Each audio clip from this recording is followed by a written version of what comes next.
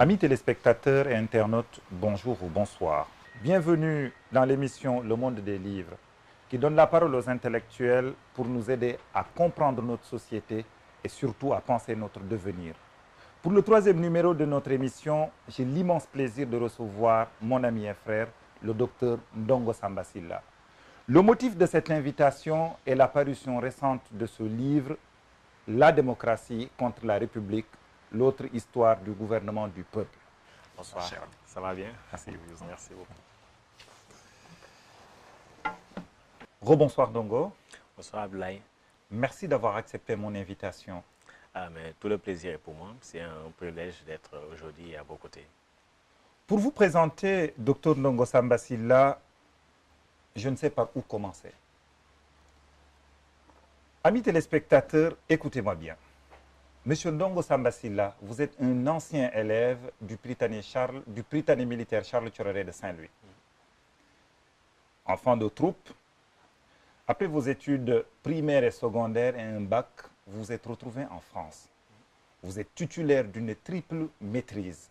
Vous avez une maîtrise d'économie, une maîtrise de sociologie et d'une maîtrise en administration économique et sociale. Comme s'il ne suffisait pas, vous avez jugé nécessaire de rajouter 2 masters. Vous êtes également titulaire d'un master de sociologie à l'Institut d'études politiques de Paris. Vous êtes également titulaire d'un autre master en économie de l'Université Paris 1, Panthéon-Sorbonne. Et pour boucler la boucle, docteur, vous avez soutenu une thèse de doctorat en économie à l'Université de Versailles-Saint-Quentin en Yvelines. Vous n'avez pas fait que des études, Ndongo. Vous êtes un champion né. Vous êtes quadruple champion du monde de Scrabble francophone. Rien que ça. Vous êtes ancien conseiller à la présidence de la République sur les questions économiques. Nous y reviendrons. Et vous travaillez actuellement au bureau Afrique de l'Ouest de la Fondation Rosa Luxembourg. Et vous êtes un auteur et éditeur très prolifique parce que vous êtes auteur de moins d'une dizaine de livres. Et je vais me contenter de citer les 3 derniers. Vous êtes auteur du livre Redécouvrir Sankara, martyr de la liberté, qui est paru en 2012 aux éditions Afrique Avenir. Vous êtes également auteur de l'ouvrage Le scandale commerce équitable, le marketing de la pauvreté au service des riches, qui est paru à l'Harmattan en 2013. Un livre qui a été traduit en anglais sous le titre The Fair Trade Scandal, Marketing Poverty to Benefit the Rich, édité aux éditions Pluto Press et Loyola University Press. Et enfin, last but not least, vous êtes auteur de ce livre La démocratie contre la République, l'autre gouvernement du peuple, que j'ai eu le plaisir d'éditer en 2015 à l'Harmattan. Rassurez-moi, je n'ai pas oublié. Non, vous avez dit l'essentiel. J'ai dit l'essentiel. La question première qui me vient à l'esprit, où trouvez-vous le temps de faire tous les diplômes que vous avez eu à faire et que j'ai certainement oublié? 3 maîtrises, 2 masters et 1 doctorat. Dois-je le rappeler, dans les universités les plus prestigieuses de Paris? En fait, c'est juste une question de perspective. Il faut être un peu discipliné. Le temps, lorsqu'on est discipliné, on peut toujours le trouver. Et donc, à l'école militaire, on nous enseignait la discipline.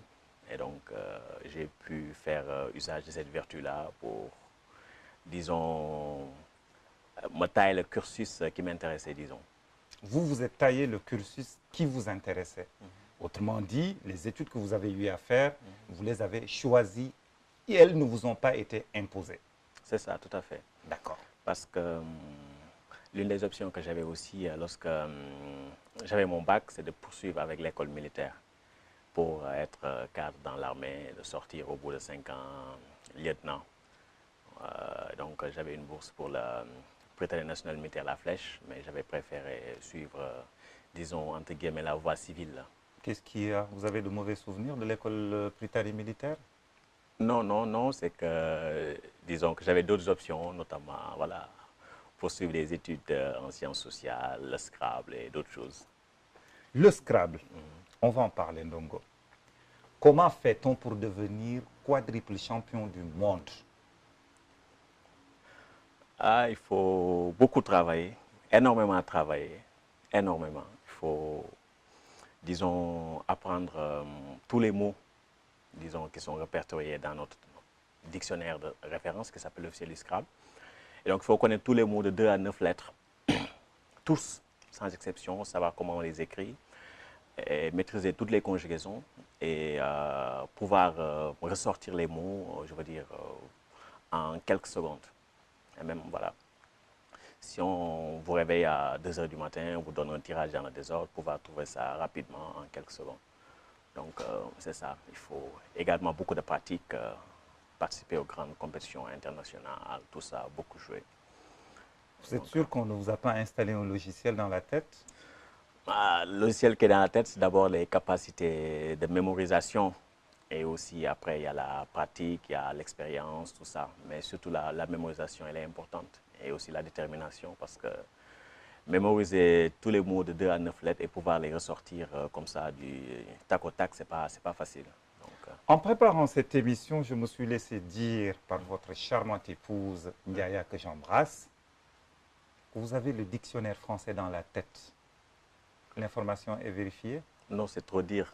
Disons qu'en tout cas, en ce qui me concerne, comme Scrabbler, tous les mots de 2 à 9 lettres, je veux dire, acceptés dans notre dictionnaire officiel de référence, disons que je les connais. Connais, ça veut dire je les maîtrise sur le plan des propriétés du jeu. Ça veut dire que je suis capable de les ressortir comme ça si on me les donne dans le désordre. Mais ça ne veut pas dire que je connais tous les mots. Mais normalement, si on me donne un mot, je ne vais pas faire une erreur d'orthographe. Là-dessus. Parce que si j'écris mal les mots ou bien il y a une erreur d'orthographe, ça veut dire qu'en tournant, j'aurai 0. Et donc, si on joue un mot qui est faux, on ne peut pas être champion du monde. Donc, on est obligé d'être, disons, systématique. Qu'on a tous les mots qui sont bons, ceux qui ne sont pas aussi admis. Il y a plein de mots qu'on emploie qui ne sont pas admis. Par exemple, on parle de stadium, Marius Ndiaye. Il n'y a pas ça dans le dictionnaire. Les gens parlent du verbe compétir qui n'existait pas auparavant, mais nous l'avons proposé. Il y a aussi beaucoup de choses que les gens disent, comme par exemple l'adjectif pécuniaire qui s'écrit N-I-A-I-R-E. Les gens disent pécunier, N-I-E-R. Donc tout ça, il y a beaucoup de mots qui ne sont pas bons qu'on connaît. Donc, je vais m'autoriser quand même à lancer une pique à la presse nationale de notre pays. Dans quels états vous trouvez-vous quand vous lisez les journaux le matin? Compte tenu de tout ce que vous venez de m'énumérer comme mots qui sont interdits et qui ne sont plus utilisés et qui pourtant sont des mots usuels. Oui, c'est ça, mais les gens aussi, parfois, ils ont beaucoup d'imagination. Parfois aussi, il y a des erreurs qui sont là et qui continuent. Ils continuent. Et donc, après, ce qu'il faut, c'est qu'il faut un travail d'édition derrière, des gens qui maîtrisent mieux la langue, qui fassent ce travail d'édition-là. Mais on voit que souvent dans les journaux, quand même, il y a beaucoup de problèmes éditoriaux. Et voilà, il y a un mot aussi que je vois souvent les gens se parler de choses impertinentes. Alors que le sens, c'est pas de dire, c'est pas le contraire de pertinent. Être impertinent, c'est être, voilà, un peu effronter tout ça, audacieux. Sortir de l'ordre établi. C'est ça, mais le contraire de pertinent, c'est non pertinent. Donc, il y a ces choses-là qu'on voit beaucoup de choses. Je pense que vous ferez un bon consultant pour les rédactions. Messieurs, il est là. Le Scrabble également, mon cher Ndongo, je crois savoir que c'est une affaire de famille. Votre frère Maktar est aussi une graine de champion. Oui, tout à fait. En fait, c'est moi qui l'ai initié. Donc aussi, c'est ma plus belle satisfaction, disons, parce que, voilà, il n'était pas dit qu'il devienne un jour champion, mais bon, j'avais créé un club et j'avais eu encadré beaucoup de jeunes. Et voilà, lui, il a été le meilleur parmi les jeunes que j'ai encadrés. Mais que représente également le Scrabble dans le calendrier sportif national sénégalais? Je veux dire, on a des champions olympiques, mais on n'a pas encore eu de médaille d'or. Mais quand même, vous êtes quadruple champion du monde. C'est pas rien. Oui, c'est pas rien, c'est sûr. C'est-à-dire quel est le rôle, c'est-à-dire quel est l'appui dont le Scrabble bénéficie au niveau du schéma sportif national? En fait, l'appui est véritablement dérisoire parce que malheureusement, comme on a des autorités qui ne sont pas très au fait, en fait, de ce que peut apporter ce jeu en termes éducatifs, mais aussi en termes d'apprentissage de certaines facultés, disons, pédagogiques, nos autorités ne sont pas tellement au courant. Donc, du coup, l'appui il est vraiment très minimaliste. Hein, très minimaliste. C'est à peine s'ils reconnaissent que le Scrabble, voilà, quand même, c'est une discipline qui demande beaucoup d'efforts et qui apporte beaucoup. Parce que tout le monde ne peut pas être champion, mais les jeunes qui ont la chance de pratiquer cette discipline-là, ils font zéro faute en dictée. C'est les gens qui sont brillants en mathématiques. Et aussi, c'est les gens qui n'attendent pas généralement les résultats du bac. Parce que ce qui se passe, c'est que parfois nous avons nos champions du monde durant l'été. Et parfois ça coïncide avec le BFM ou le baccalauréat. Et donc qu'est-ce qui se passe si vous avez le champion du Sénégal qui est en classe où il doit faire ses examens de baccalauréat ou de BFM. Mais généralement, ces gens font leur examen et ils n'attendent pas les résultats. Ils s'en vont en étant sûrs qu'ils l'auront. Et je pense que la plupart des champions étaient confrontés à ce scénario. Moi, comme d'autres, on a été confrontés à ce scénario, mais on n'attend pas les résultats. Je pense aussi qu'il faut rendre hommage à votre coéquipier Arona, avec qui vous avez toujours eu de belles aventures dans le Scrabble. Oui, en fait, le premier titre de champion du monde de Scrabble qui a été obtenu par des non-européens, c'était nous, les Sénégalais, Arona et moi en 2000. Et donc, c'était très émouvant parce que c'était le début du XXIe siècle, c'était à Paris, c'était beau, à la Cité des Sciences. Et aussi, c'était un moment, disons, de décolonisation. Parce que jusque-là, voilà, on participait à ces tournois, mais jamais personne n'avait songé que des Africains un jour seraient champions du monde. Et vous l'avez fait? Oui, et d'ailleurs, il y avait même un philanthrope qui disait qu'il ne pensait pas qu'un jour un Africain serait champion du monde. Et vous l'avez démenti? 2 jours plus tard. Monsieur le ministre Matar Ba, faites votre maximum pour soutenir la discipline du Scrabble. Vous voyez, la preuve vivante est là que des champions, il y en a. Ndongo, le Scrabble vous a permis de faire de brillantes études. Tout à l'heure, en énumérant la liste des diplômes que vous avez eu à préparer, vous vous êtes promené entre l'économie, la politique et la sociologie. Comment fait-on pour travailler autant que vous l'avez fait et surtout réussir haut la main et avoir la formation que vous avez? Votre liste de publications démontre, si besoin en était, que vous êtes une tête bien faite. Comme je l'avais dit tout à l'heure, c'est une question de perspective. À l'école militaire, ce que nous enseignait, c'est voilà, faire tout pour que la mission soit accomplie. Donc, si on a un objectif, on fait tout pour l'atteindre. Après, c'est une question de discipline, d'organisation. Et donc, aussi beaucoup de motivation. Il faut être motivé si on veut voilà, faire certains parcours, parce que ça demande beaucoup d'énergie, ça demande aussi des sacrifices, et donc il faut déjà être préparé psychologiquement à faire ces sacrifices-là. Pour le faire. Oui. Je le dis, vous travaillez actuellement pour la Fondation Rosa Luxembourg, le bureau Afrique de l'Ouest qui est installé ici à Dakar. La question que je me pose et que je me suis toujours posée, comment une tête aussi bien faite que vous se retrouve en marge de l'administration publique de notre pays? C'est un gâchis, mon cher Ndongo, que vous ayez à travailler pour le privé. Expliquez-moi. Ah ben, on ne choisit pas son parcours, hein. On essaie juste de saisir des opportunités. Et donc, c'est ce que j'essaie de faire. Et donc, là, je suis dans un environnement où je peux faire mes recherches en toute indépendance. Et donc, voilà. Monsieur le Président de la République, je sais que vous êtes en train de suivre cette émission. Il faut un centre de recherche avec un budget illimité pour notre jeune Ndongo Samba Sylla. Vous avez quel âge, mon cher? Bientôt 38.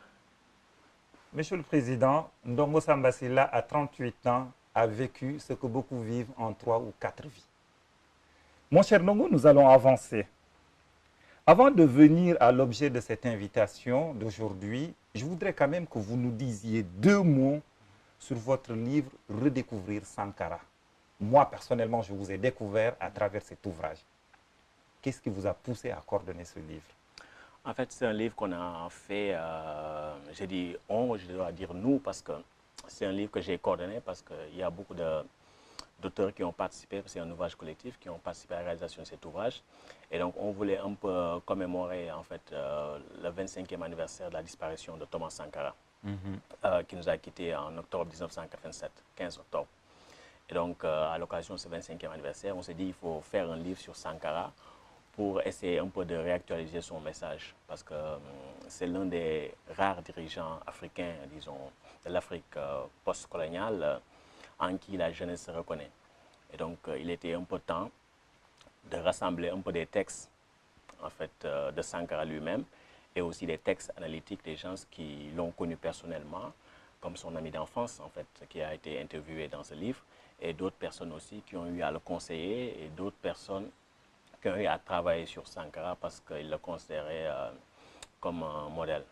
Et donc, on a essayé de rassembler tout ça rapidement et donc de faire un texte de vulgarisation sur l'œuvre de Thomas Sankara. Je recommande vivement la lecture de ce livre dont je vous rappelle le titre, Redécouvrir Sankara, martyr de la liberté. Mais il y a également un livre qui a fait parler de vous beaucoup en Occident. C'est le livre Le scandale commerce équitable. Comment osez-vous prétendre que le commerce équitable qui est chanté partout est un scandale? Oui. Je le rappelle, ce livre a tellement fait de remous qu'il a été traduit en anglais aux États-Unis et que la revue The Economist l'a considéré comme étant l'une des meilleures publications de l'année 2013. Racontez-nous un peu. En fait, comme j'avais eu à évoluer un peu dans le secteur du commerce équitable en Afrique de l'Ouest, et donc comme j'ai naturellement une fibre de chercheur, je me suis dit que je ne vais pas seulement faire des choses pratiques, mais aussi de la recherche parallèlement au travail que j'effectuais dans ce domaine-là. Et donc, je me suis dit, est-ce qu'il faudrait proposer ce modèle-là aux Africains, vu toutes les injustices qu'il y a au niveau du commerce international? Et donc, je me suis aperçu qu'au fur et à mesure de mes recherches, en fait, le commerce équitable ne faisait que reproduire les inégalités du système conventionnel de commerce international. Et donc, j'ai voulu dire que généralement, en Occident, il y a beaucoup d'initiatives généreuses qui veulent nous aider, nous, Africains, à nous en sortir, tout ça. Mais le problème, c'est que souvent, ceux qui veulent nous aider ne savent pas comment nous aider. Et donc, parfois, ça aggrave le problème. Et dans le cas du commerce équitable, en fait, c'est des initiatives qui sont généreuses, qui consistent à dire le problème des pays africains et des pays du Sud, c'est que leurs paysans n'ont pas de bon prix pour les produits qu'ils exportent, disons, dans les pays riches. On en reparlera tout à l'heure avec la question des APE. Des APE, oui. Et donc, il faudrait maintenant mettre en place des systèmes de labellisation pour permettre d'identifier les produits qui viennent du Sud. Et comme ça, les consommateurs des pays riches, dans une démarche de solidarité, vont accepter de payer un peu plus pour que nos paysans vivent bien. C'était sans compter avec la présence du capital qui guettait. Du capital qui est toujours là, qui organise les chaînes de valeur. Et donc, le surplus que payent les consommateurs, j'ai pu le démontrer, reste, disons, dans les pays du Sud. Et ce qui est pire, c'est qu'en fait, on nous installe toujours dans un modèle de spécialisation primaire. C'est-à-dire qu'au lieu qu'on prenne nos produits, qu'on les transforme sur place, on est toujours obligé de prendre nos matières premières non transformées et de les exporter. Et ça, on fait ça depuis plus de 200 ans, ça n'a pas marché. Et c'est ce que propose d'une certaine manière le commerce équitable. Et donc, j'ai voulu montrer qu'à la fin, ce n'est pas nous qui y gagnons. Nous qui y gagnons. Ceux qui y gagnent, c'est les multinationales. Ceux qui y gagnent, c'est plus ou moins aussi ceux qui ont pu, disons, trouver de l'emploi dans ce secteur-là du commerce équitable. Et que véritablement, nous, ça ne nous bénéficie pas. Je recommande encore une fois la lecture de ce livre. Mesdames et messieurs, je rappelle que nous recevons le docteur Ndongo Samba Sylla, économiste et sociologue. Je ne sais même pas comment le présenter.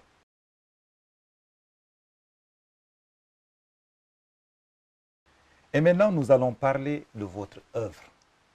La démocratie contre la République, l'autre histoire du gouvernement du peuple. Tout un programme. Comment avez-vous osé opposer les deux termes, démocratie et république? Jusque-là, ces deux mots sont connus comme étant des mots complémentaires. Mais pour une première fois, vous nous dites non. Vous nous dites non. Oui, c'est démocratie contre république. C'est un titre assez provocateur de prime abord. Mais ça reflète une histoire qui a été refoulée. Une histoire de plus de 2000 ans. Parce que d'ordinaire, les gens se prennent comme synonyme les concepts de démocratie et république. Or, il y a toujours eu des tensions, des contradictions, des oppositions entre démocratie et république. D'ailleurs, le mot démocratie lui-même, pendant plus de 2000 ans, n'a pas été un mot chéri, disons, en Occident, par les penseurs politiques, par les philosophes. Ah, vous le démontrez à profusion dans le livre. Oui, parce que le mot lui-même, on peut dire que c'est une invective, c'est une insulte. Demos, Kratos. Demos, citoyen pauvre, et pas le peuple. Et Kratos, la force brutale, la puissance coercitive. Donc c'était ça la démocratie, un régime brutal où ce sont les citoyens pauvres qui trônent sur le reste, sur les riches, sur les savants. Donc c'était un régime brutal. Et donc c'était un concept inventé par les aristocrates pour fustiger les régimes politiques où les citoyens ordinaires, pauvres, avaient un peu d'influence, avaient un peu de pouvoir politique. Et donc Aristote, par exemple, il disait que lorsqu'une république, qui est la traduction du terme politéia en grec, est corrompue, on l'appelle une démocratie. Donc là, vous avez une première instance de conflit entre démocratie et république. Lorsque le concept est né, disons, en tout cas lorsqu'il a été traité par les philosophes grecs, on a opposé la démocratie à la république. La république, c'est bon, la démocratie, c'est mauvais. Et ça a continué comme ça. Chez les auteurs romains, par exemple, comme Cicéron, il disait oui, la démocratie ne mérite pas le titre de république, parce que la république, c'est la chose publique, c'est la chose commune, alors que la démocratie, c'est un régime qui est infâme, qui ne cherche pas le bien en commun, qui ne cherche pas le bien de tous, mais juste le bien d'une foule innommable. Donc c'était ça.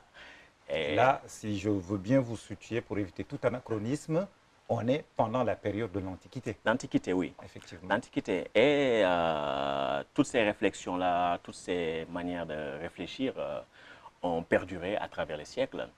Et dans la période la plus intéressante, qui est celle des Lumières, et la période révolutionnaire, la fin du XVIIIe siècle, avec la Révolution américaine 1776 et la Révolution française 1789, personne n'a chanté, disons, les louanges de la démocratie. Non, parce que jusque-là, le terme était honni. Personne n'a défendu la démocratie. Mais vous êtes terrible dans ce que vous êtes en train de nous dire.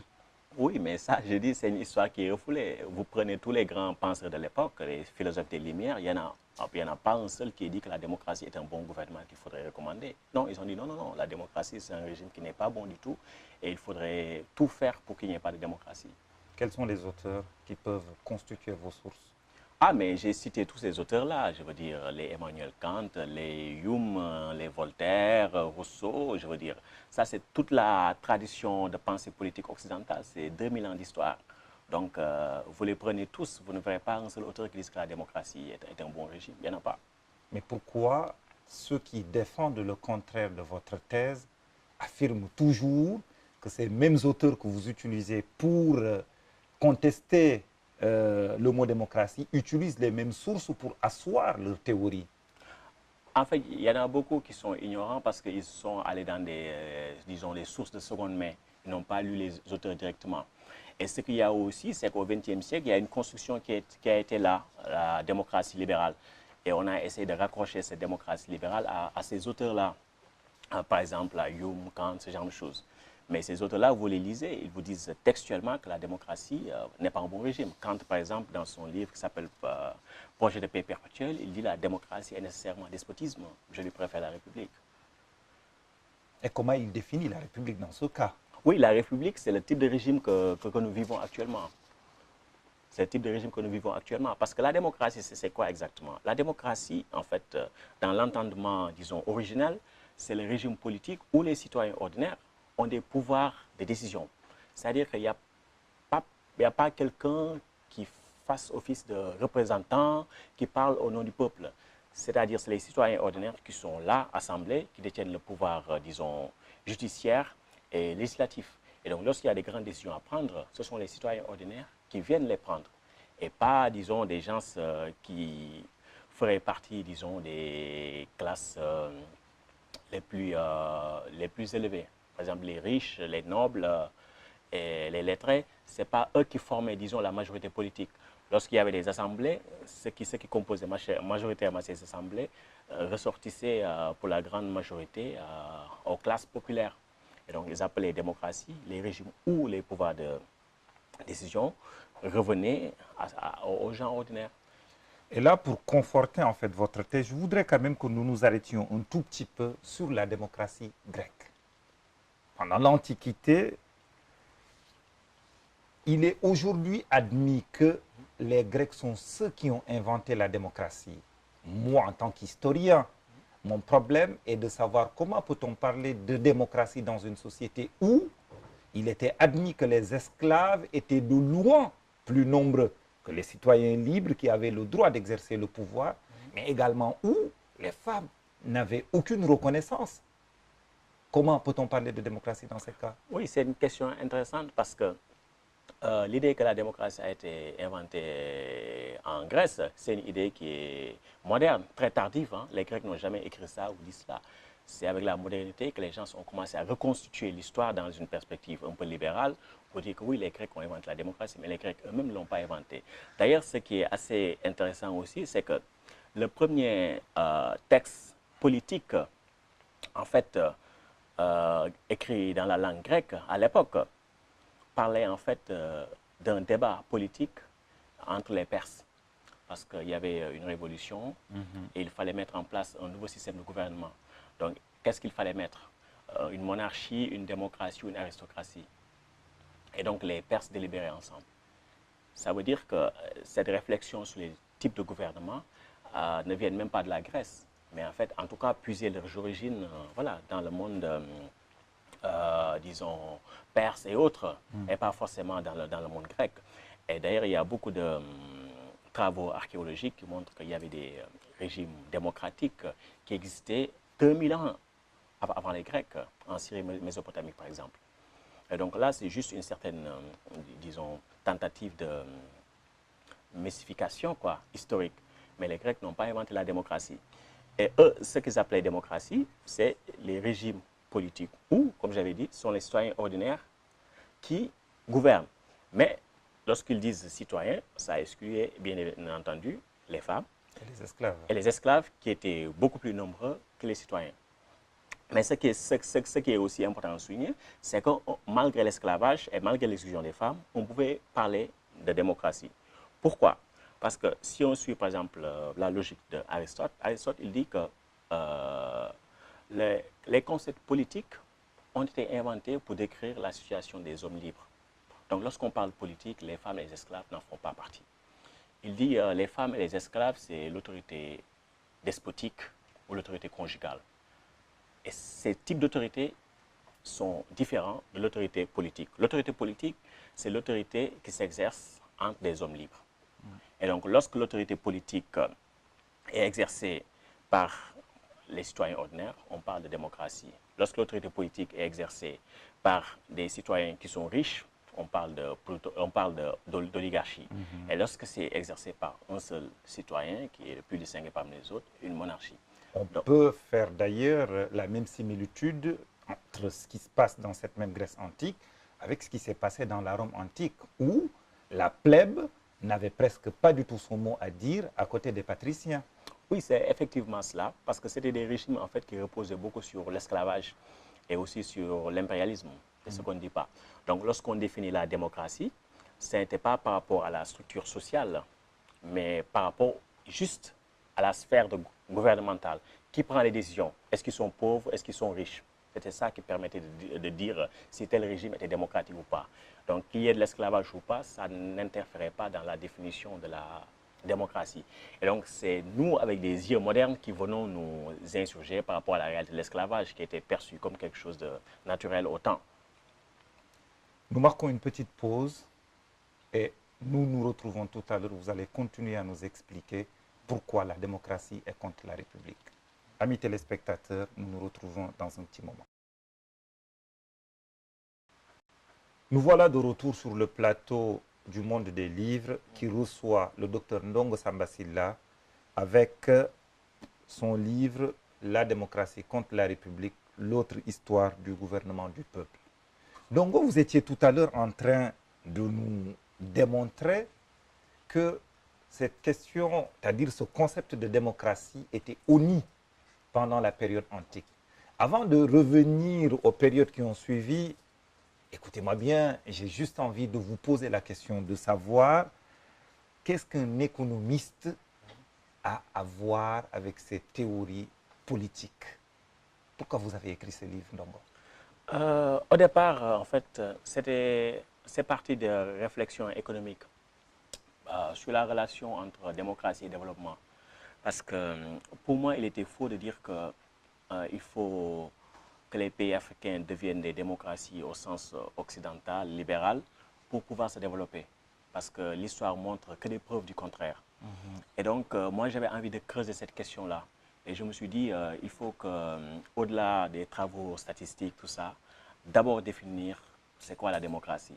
Parce que généralement, ce que font les économistes, c'est qu'il y a des bases de données qui sont là sur la démocratie, il y a des mesures, les économistes se contentent de prendre ces concepts-là et ces bases de données-là et de faire des travaux statistiques.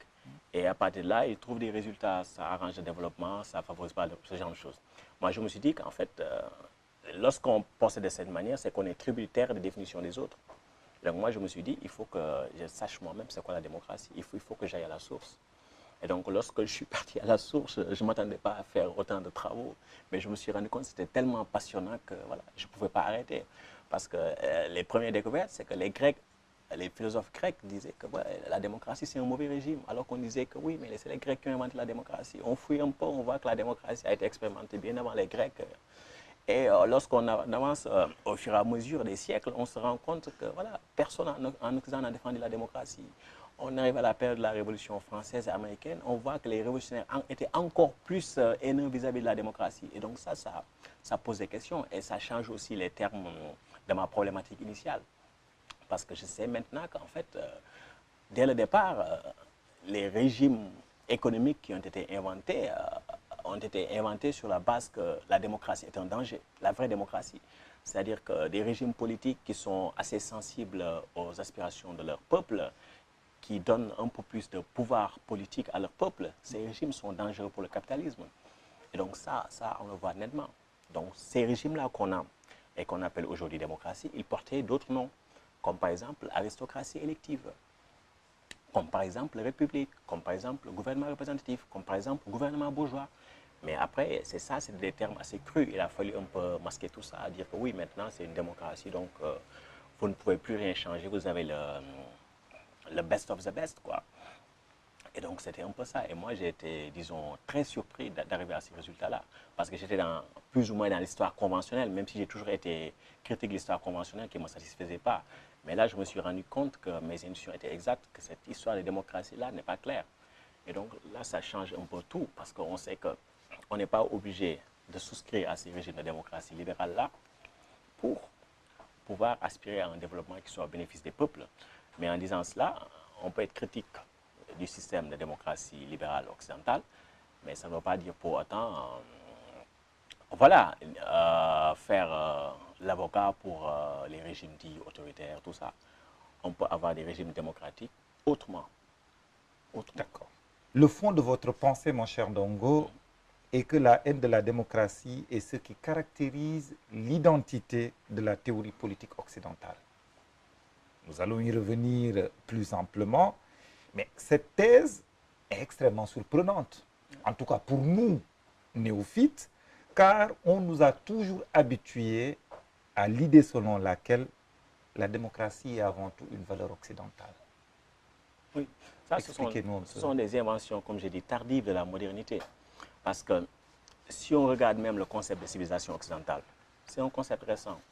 On a commencé à parler de civilisation occidentale, disons qu'au début du 19e siècle, au début du 20e siècle, pardon, c'est-à-dire au moment de la Première Guerre mondiale. Jusque-là, personne n'avait jamais parlé de civilisation occidentale. Les Américains, en tout cas blancs, ne se percevaient pas comme des Européens ou comme des Occidentaux. C'est dans le contexte de la Première Guerre mondiale que l'idée de civilisation occidentale a été agitée. Mais ce qui est intéressant, c'est que si on regarde dans une perspective anthropologique, est-ce que ce concept a un sens? La réponse est non. Ce concept n'a pas de sens. Et il y a des travaux d'anthropologues qui l'ont montré. Il dit si le concept de civilisation occidentale a un sens, ce sens ne peut être qu'intellectuel. Ça veut dire qu'il y a une tradition de pensée qui est là, depuis, disons, Platon et Aristote jusqu'à maintenant. C'est seulement sur cette acception intellectuelle-là qu'on peut parler de civilisation occidentale. Comment est-ce que vous justifiez le fait que vous récusiez, en fait, c'est-à-dire ce concept de civilisation occidentale? En fait, il y a un anthropologue, David Grabler, qui a fait une réflexion sur ce concept-là en réaction aux thèses de Samuel Huntington, qui disait qu'il y a un clash des civilisations. Il y a la civilisation occidentale et d'autres civilisations. Les 6 qu'il a énumérés. Oui, oui, et très sommaire et aussi, voilà. Il y a beaucoup de choses à dire là-dessus. Mais en fait, il disait que oui, en fait, si on suit la logique de Huntington, il dit en fait le concept de civilisation occidentale est très récent. C'est au début du 19e siècle, au début du 20e siècle, les gens ont commencé à en parler. Et si on regarde bien, en fait, on peut pas, l'anthropologue qu'il est, lui, ne peut pas accepter ce concept-là. Au plus, ce qu'il va accepter, c'est qu'il y a une tradition de pensée politique qui est spécifique à l'Occident. Et si on examine cette tradition de pensée, on tombe sur les résultats de mon livre. C'est-à-dire que c'est une pensée qui est foncièrement antidémocratique. Et donc, lorsqu'on vient nous dire que la démocratie est une valeur occidentale, ça, c'est une mystification. Parce qu'on ne trouvera nulle part une trace élogieuse au sujet de la démocratie pendant plus de 2500 ans. Je ne vous coupe pas, Ndongo. Téléspectateurs, autorisez-moi à vous lire ce petit passage de Montesquieu. Vous allez nous le commenter. À la page 139 de votre livre, vous nous dites, en citant Montesquieu bien évidemment, que la démocratie et l'aristocratie ne sont point des États libres par leur nature. La liberté politique ne se trouve que dans les gouvernements modérés. Montesquieu l'a dit dans son livre très connu de l'esprit des lois, le livre 4 au chapitre, le livre 11 plutôt au chapitre 4. Expliquez-nous, que veut dire par là Montesquieu? Oui, en fait, jusque-là, dans la théorie politique occidentale, les gens distinguaient trois formes de gouvernement. La monarchie, gouvernement d'un seul, l'aristocratie, gouvernement de quelques citoyens distingués, et la démocratie, gouvernement du peuple, disons des citoyens ordinaires. Et donc Montesquieu, qui était un peu aristocrate et un peu de tempérament libéral, il disait que dans une démocratie, comme c'est le peuple qui prend les décisions, le peuple peut parfois attenter à la liberté de citoyens individuels, isolés, qui ne sont pas d'accord avec les décisions de la grande majorité. Et donc il disait que la démocratie, c'est un régime qui n'est pas modéré. Et ce qu'il disait, c'était un poncif, parce qu'en fait, pendant plus de 2000 ans, les gens ont toujours dit la même chose. Donc il n'était pas quelque part... il n'avait pas dit quelque chose de nouveau, mais juste il récitait ce qu'on avait enseigné depuis Platon, que la démocratie n'est pas un bon gouvernement, que ça viole ce qui allait finir par être appelé les libertés individuelles. Mais ce qui est aussi intéressant à propos de ce passage, c'est que généralement les gens disent que la démocratie, selon Montesquieu, c'est la séparation des pouvoirs. Alors que ce passage-là vient juste après le passage où il parle de pouvoir qui arrête le pouvoir. Confirme. Oui, et donc il faut arrêter le pouvoir du peuple. C'était ça le sens de la réflexion de Montesquieu. Il dit que le peuple n'est pas capable de délibérer rationnellement, parce que le peuple n'est pas intelligent. Et donc il faut des gens qu'on allait finir par appeler des représentants pour s'exprimer à la place du peuple, des lettrés et tout ça. Mais le bas peuple, il n'est pas bon à la délibération. Si je vous suis bien, vous êtes en train de nous parler de cette transition qui a mené au régime de représentativité. C'est ça. Notamment avec l'avènement de ce que nous connaissons comme l'Assemblée nationale ou bien une deuxième chambre comme le Sénat. Tout à fait, tout à fait. Et justement, c'est un point que les juristes ont du mal à saisir. Pourquoi? Parce qu'ils ont été, disons, fabriqués généralement avec un certain moule qui fait que l'histoire, disons, des idées, parfois, c'est un peu compliqué pour eux. Pourquoi? Parce que cette idée de séparation des pouvoirs, dans un premier temps, elle a été défendue pour dire qu'il faut limiter les pouvoirs du monarque absolu. Mais dans un deuxième temps, cette idée a été défendue pour dire qu'il faut limiter les pouvoirs du peuple.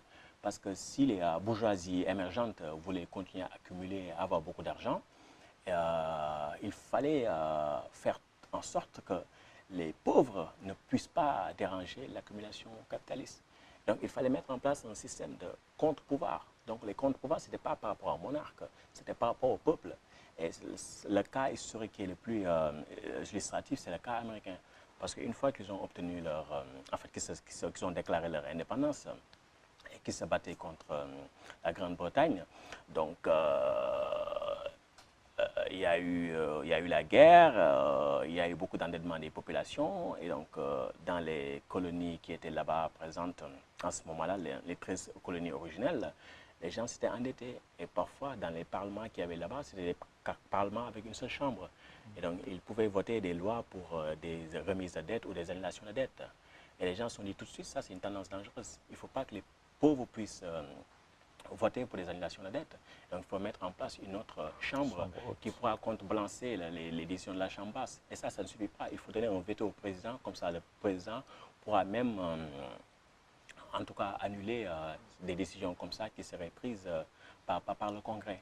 Et donc ça c'est l'idéologie un peu de la séparation des pouvoirs et des contre-pouvoirs, telle qu'elle s'est historiquement manifestée aux États-Unis. Si je vous suis bien, Dongo, vous êtes en train de nous dire que la séparation des pouvoirs que nous chantons tant aujourd'hui était originellement mise en place pour empêcher, en fait, que le peuple ne puisse exercer son droit. C'est ça, effectivement. Vous allez nous expliquer ce passage de Quincy Adams, un auteur que vous connaissez certainement, qui en 1842 disait à ses compatriotes du Massachusetts, bien évidemment, ceci, je cite, « Nous vivons sous deux constitutions. Notre allégeance est due d'un côté à cette grande union confédérée, de l'autre à notre Commonwealth bien-aimé. Ni ces deux constitutions séparément, ni les deux dans une harmonie combinée ne peuvent, sans une perversion grossière et frauduleuse du langage, être appelées une démocratie. Elles ne sont ni une démocratie, ni une aristocratie, ni une monarchie. Elles constituent ensemble un gouvernement mixte, composé non seulement des trois éléments de démocratie, d'aristocratie et de monarchie, mais aussi du quatrième élément additionnel de la confédération. Nous sommes donc, comme M. Jefferson l'a dit il y a 40 ans, tous fédéralistes, tous républicains. Le terme revient, mais pas tous démocrates. Pas plus que nous ne sommes tous des aristocrates ou des monarchistes. Il est terrible. Oui. Mais à l'époque, les gens étaient assez honnêtes sur la nature de leur système politique. Et d'ailleurs, la Constitution américaine est le document le plus honnête sur la nature du système américain. Pourquoi? Parce qu'il n'y a pas trace du mot démocratie sur cette Constitution. Si vous voulez voir quelle est la nature du système politique américain et que vous faites des investigations, vous prenez tous les documents de l'époque, la Constitution américaine qui a été, voilà, qui est entrée en vigueur en 1787 et les constitutions des 13 premières colonies originaires, il n'y a pas de trace du mot démocratie. Parce que ça n'a pas été pensé pour être une démocratie, ça a été pensé contre la démocratie. Et John Quincy Adams ne fait que répéter cela. Le premier traité juridique qui a été publié aux États-Unis, il dit que non, nous ne sommes pas une démocratie. Au contraire, on a tout fait pour que ça ne soit pas une démocratie. Et dans les discours officiels, jusqu'en 1905, aucun président américain n'a parlé des États-Unis comme une démocratie. Ndongo, je ne vous coupe pas, mais je veux juste rappeler à nos très chers téléspectateurs que nous avons le plaisir de recevoir le docteur Ndongo Sanda Sylla, qui nous parle de son dernier livre, La démocratie contre la République, l'autre histoire du gouvernement du peuple. Continuez à nous expliquer pourquoi les États-Unis ne voulaient pas du tout entendre parler du mot démocratie. Oui, parce que déjà, il y a l'héritage antique, les Platon, Aristote et tout le reste. Ils ont dit que la démocratie, c'est un mauvais gouvernement. Ce n'est pas un gouvernement civilisé. Et d'ailleurs, si vous prenez le cas de Voltaire, qui a écrit un dictionnaire philosophique, vous allez à l'entrée démocratie, il vous dit, Voltaire, en Afrique, vous avez des démocraties. Vous allez dans les Amériques précolombiennes, vous avez des démocraties. Il dit, pourquoi vous avez des démocraties là-bas? Parce que ce sont des sauvages. Il dit, chez les sauvages, vous pouvez avoir la démocratie. Mais nous, nous sommes civilisés, donc nous ne pouvons pas être des démocrates, nous ne pouvons pas avoir la démocratie. Par exemple, vous prenez aussi le dictionnaire académique de la langue française. Vous prenez le dictionnaire classique de la langue française. Au milieu du 19e siècle, vous allez à l'entrée démocratie. Qu'est-ce qu'on dit? Démocratie, 2 points. Subdivision de la tyrannie entre plusieurs citoyens. Donc, ce n'était pas un gouvernement civilisé. Mais par la suite, lorsque les partis ont commencé à se développer, et lorsqu'il a fallu un peu camoufler la nature du système, les gens ont commencé à dire que oui, mais ça c'est une démocratie, c'est notre démocratie. Et il a fallu aussi le travail du XXe siècle, les 2 guerres mondiales. Parce qu'il y a un premier acte qui a été posé en 1917, lorsque le président démocrate Woodrow Wilson a dit que si les États-Unis doivent entrer en guerre contre l'Allemagne, ce sera au nom de la démocratie. Mais qu'est-ce qu'il entendait par démocratie? C'est-à-dire que les États-Unis ont vocation à ce que leurs produits franchissent toutes les frontières, qu'ils puissent s'exporter partout. Leurs investissements ont vocation à aller dans les endroits les plus rémunérateurs. Si quelqu'un devrait bloquer ça, même par la force des armes, on devrait pouvoir empêcher ça pour que le capital puisse circuler librement. C'est ce qu'ils entendaient par démocratie. Et donc, il avait dit, il faut faire cette guerre-là pour rendre le monde plus sûr pour la démocratie. Et après, la Deuxième Guerre mondiale... ce n'est qu'en 1917 que le concept s'est internationalisé. Mais jusque-là, voilà, personne n'osait se définir comme une démocratie. C'était comme si quelqu'un disait, en fait, un régime politique disait, quelqu'un disait que, voilà, notre pays est une dictature ou est un régime totalitaire. Non, c'était la même chose. Est-ce que vos recherches, Ndongo, vous ont permis de savoir qu'est-ce qui a poussé, en fait, à cette évolution sémantique? Mais ça, c'est le pouvoir de la propagande. Parce qu'à un moment donné, les gens se sont rendus compte qu'ils ne pouvaient pas rester avec des termes crus comme oligarchie, comme aristocratie élective, tout ça. Il a fallu dire au peuple, maintenant vous avez votre démocratie, donc contentez-vous de cela et ne faites pas de vagues. Parce qu'il avait commencé quand même à avoir des remous au niveau du peuple qui commençait à contester, c'est-à-dire la manière dont cette élite oligarchique, si je puis m'autoriser, exerçait le pouvoir. Tout à fait. Et d'ailleurs, ce qui est intéressant, c'est que souvent on parle d'élection démocratique. Mais c'est un oxymore, cette expression-là. Oxymore, ça veut dire qu'on juxtapose des mots qui sont contradictoires. Antinomique, ouais. Oui, antinomiques. Et donc, pendant plus de 2000 ans, personne n'a jamais parlé d'élection démocratique. Vous lisez Platon, Aristote, Montesquieu, Rousseau, Spinoza, Bonnet, tous ces auteurs, ils vous disent que élection égale oligarchie. Élite et élection, c'est la même radicale. Et qui disait démocratie disait tirage au sort. Mais le tirage au sort, c'est quelque chose qui a l'air scandaleux. Mais qui dit, on ne pouvait pas concevoir la démocratie sans tirage au sort. Et le tirage au sort, c'était quoi? C'est-à-dire qu'au sein même de sa commune, on devait pouvoir aspirer à exercer certaines fonctions publiques, religieuses aussi. Donc, il y avait un registre qui est là. Et donc, tous les citoyens étaient dans ce registre-là. Et on tirait au sort pour que les gens puissent exercer ces fonctions publiques-là. Ce que vous nous racontez est tellement passionnant que je prends sur moi la responsabilité de vous inviter pour une deuxième émission. Mais parce que là, nous sommes pris par le temps et il nous faut parler de l'actualité également.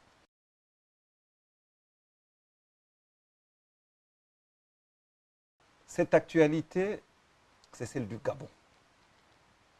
Il y a de cela quelques jours, le petit pays gabonais a organisé des élections.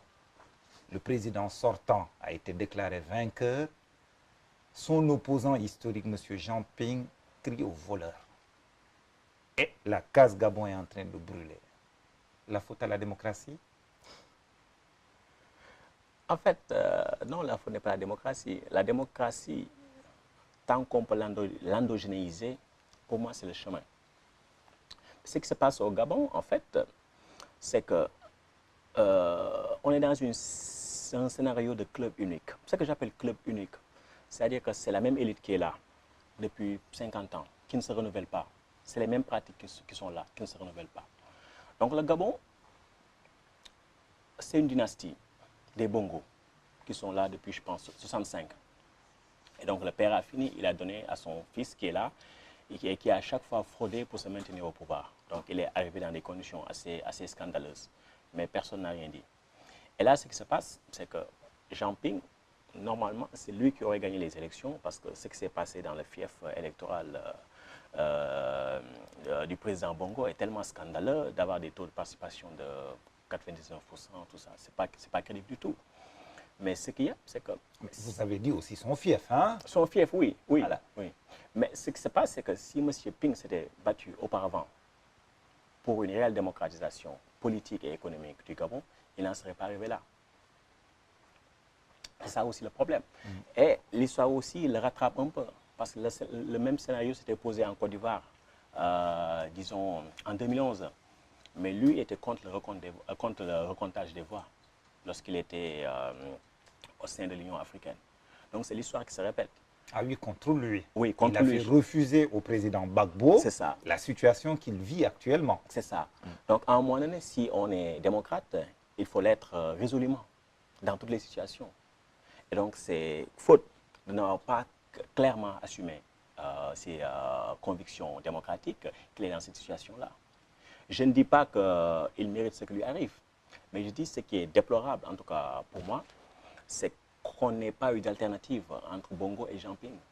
Parce que, quelque part, si Jean Ping en est arrivé à cette position-là, c'est parce qu'aussi il aura pendant longtemps fréquenté ces cercles de pouvoir-là. Donc, c'est un produit, en fait, du système Bongo. Et donc, c'est ça qui est dommage, que ce système qu'on appelle démocratique de manière frauduleuse, ne nous permet pas, en fait, de vrais choix. Et c'est ça qui est dommage. Après, on est obligé, disons, de prendre parti dans des scénarios qui, quelle que soit l'issue, ne va pas forcément arranger les peuples. Et moi, c'est ça que je trouve tragique. Quelle aurait été la solution pour vous dans un cas comme celui-là? En fait, c'est difficile de parler de solution. Ce qu'on souhaite, c'est que les processus soient équitables et que le vainqueur, voilà, soit au pouvoir. Mais là, en l'occurrence, c'est une situation qui est compliquée parce que le président Bongo a décidé de prendre la stratégie du coup de force et il sait qu'il pense pouvoir se maintenir dans cette stratégie-là. Parce qu'il y a beaucoup de présidents africains qui ont fait ça et ça a marché. Avant lui, il y a eu au Burundi Nkurunziza qui a utilisé la force pour se maintenir au pouvoir. Personne n'a rien dit. Il y a bientôt Kabila qui pourra faire la même chose. Denis Sassou Nguesso aussi a fait la même chose et il a même, s'est même donné une marge jusqu'à 2032 par là. Kagame aussi se donne une marge jusqu'en 2034. Donc après, ces mêmes chefs d'État-là qui sont aux alentours ne pourront pas venir donner des leçons de démocratie. Donc c'est comme ça que ça marche. Donc la stratégie du coup de force, quelque part, c'est une option qui est toujours disponible et que les chefs d'État non démocrates peuvent toujours utiliser. C'est ça qui est dommage. Mais moi, ce qui m'intéresse, c'est l'intérêt des peuples et la transformation sociale. Mais je dis que ces systèmes-là qu'on a au Gabon ou ailleurs ne permettent pas la transformation sociale. Ils ne donnent pas de choix. Faisons un peu de politique fiction. Qu'est-ce qui nous aurait donné des choix? Quand je dis nous, je parle bien évidemment du peuple. Mais essayez autre chose. Essayez autre chose. Parce qu'à un moment donné, il faudrait casser le monopole des partis politiques sur ce qu'ils appellent la représentation politique. Il faudrait penser à d'autres formes de délégation politique qui ne passent pas nécessairement par les partis politiques. Par exemple, on a vu de plus en plus que ce qu'on appelle les organisations de la société civile jouent un rôle de plus en plus important pour influencer les gouvernements sur des sujets importants. Même si quand même, je vous arrête net, au niveau de cette société civile dont il est question, en tout cas au Sénégal, la plupart de cette société civile est parfois plus politique que les partis politiques. Tout à fait, tout à fait. Mais ce que je veux dire, c'est qu'il faut créer un cadre où ceux qui peuvent objectivement apporter quelque chose seront en situation, voilà, de le faire. Parce que ce qu'il y a, c'est qu'il y a beaucoup de questions qui sont très importantes et qui sont déterminantes pour l'avenir de notre pays et du continent. Mais ceux qui délibèrent là-dessus n'ont pas les compétences. Et même s'ils ont les compétences, ils ne sont pas intéressés parce qu'ils ont des intérêts privés à faire valoir. Et donc, on a ce cadre politique-là. Donc, à un moment donné, il faudrait que, par exemple, si, disons, on parle des questions économiques, que ceux qui sont valablement en mesure d'apporter des choses sur ces questions-là soient présents. Nous sommes rattrapés par le temps, Dr Ndongo Samba Sylla, et c'est tellement passionnant de vous écouter que nous n'avons pas pu aborder toutes les questions, parce que j'aurais bien aimé vous entendre sur les questions aux États-Unis, sur l'effritement des démocraties européennes avec la montée des extrémismes, mais je pense que nous pourrons le faire pour le prochain numéro. Merci d'avoir accepté mon invitation. C'est moi qui vous remercie. Tout le plaisir pour moi. Amis téléspectateurs, merci de nous avoir suivis sur la RTS2. Nous vous donnons rendez-vous pour le prochain numéro, toujours avec notre invité, le Dr Ndongo Samba Sylla. Il va continuer à nous expliquer pourquoi la démocratie est contre la République. À bientôt.